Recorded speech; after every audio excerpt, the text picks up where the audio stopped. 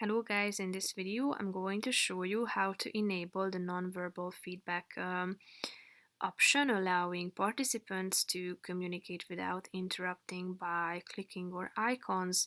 So I just want to mention, first of all, don't forget to subscribe to my channel, because at 10,000 subscribers I am going to show you my whole YouTube revenue statistics and growth strategy, how to make money online. Now let's jump into it.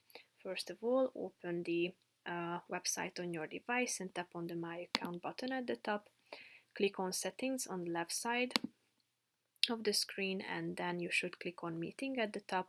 Scroll down to the In Meeting Basics section, and here you can turn on the nonverbal feedback feature, allowing participants to communicate by clicking or icons. So these icons are found in the reactions menu in the toolbar, and they can display it on the participants video and in the participants list until dismissed.